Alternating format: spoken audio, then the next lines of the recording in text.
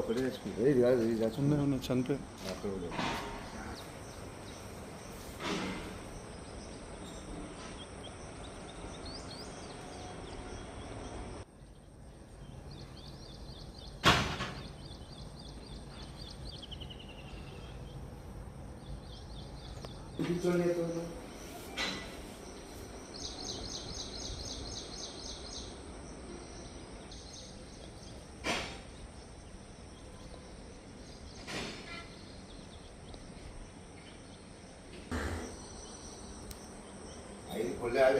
Information पक्का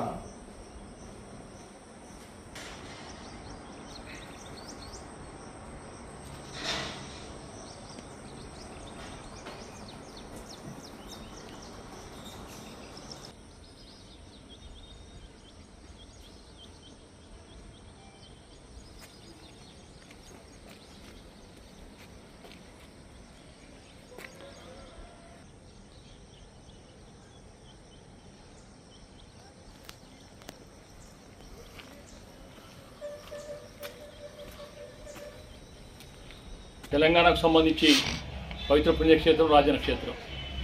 అసలు ప్రపంచంలో కాదు భారతదేశంలో ఎక్కడ లేని కోడే ముక్కు ఏదైతున్నదో ఇక్కడ రాజన్నకు కోడే ముక్కితే కానీ తెలంగాణ ప్రజలు నిద్రపోయే పరిస్థితి లేదు. శుభకార్యాలకు దేనికైనా కానీ మొదటి కోడే మొక్కే చాలా ప్రాధాన్యత ఉన్నది. మరి దాదాపు 10 సంవత్సరాలు కూడా చెప్తా ఉన్నాం.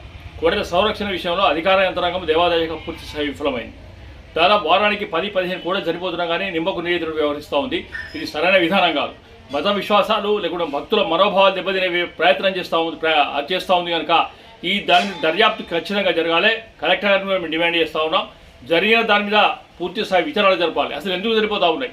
ఈ రోజు కూడా 5 కోడే చనిపోతే కూడా కనీసంగా ఇక్కడ మెసేజ్ పెట్టరు.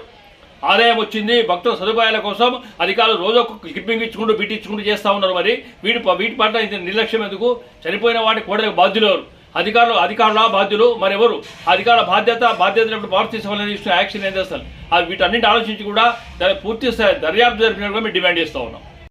చర్యలు కొనసాగితే మాత్రం దేవాదాయ శాఖ హైదరాబాద్ ఆఫీసును ముట్టడించడానికి ప్రయత్నం చేస్తాం. ఇది ఎక్కడ కూడా కాంప్రమైజ్ లేదు. భక్తుల మనోభావాలు కాపాడాల్సిన మేము డిమాండ్ చేస్తూ ఉన్నాం.